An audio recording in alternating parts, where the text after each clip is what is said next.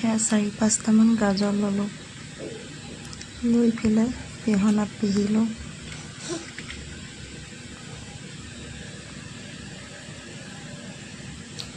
পিহি লৈ এনেকৈ গুড়া কৰি ল'লোঁ।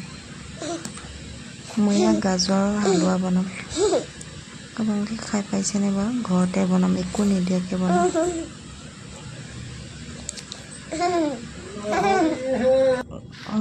এয়া গাজৰ লৈছোঁ, অলপ চেনি লৈছোঁ, অলপ চেনি দি মিক্স কৰি গাখীৰখিনি উতলিবলৈ দিম। অকণমান দিম আৰু উতলাৰ পাছতে গাজৰখিনি দি দিম। অলপ অলপকৈ গাজৰ দি দিয়া হৈছে। মই কিন্তু ইয়াত একো মিক্স দিয়া নাই দেই, অকল চেনি দিছোঁ আৰু এলাচি 2টামান দিছোঁ।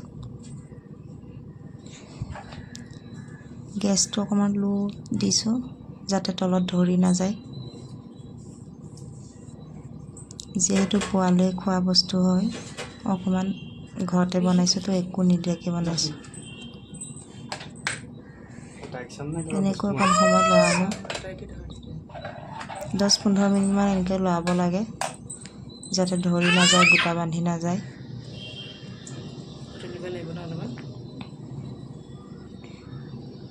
মোৰ এয়া হৈ গৈছে কৰলি দি। দেখিছেনে কি ধুনীয়া হৈছে দেখিবলৈ?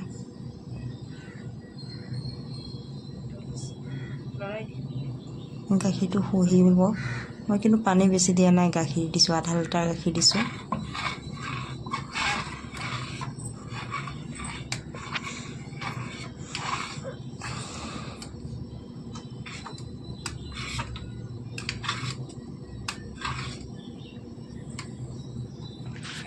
হৈ গৈছে মোৰ এয়া পূৰা ৰেডি হৈ গ'ল। আপোনালোকে এনেকৈ বনাই চাবচোন, খাই চাব। মই কিন্তু খাই চাইছোঁ, কি ধুনীয়া হৈছে নহয়, টেষ্ট পূৰা ধুনীয়া হৈছে। কিন্তু আজিলৈ এৰিছোঁ, কমেণ্টত জনাব কেনেকুৱা হৈছে।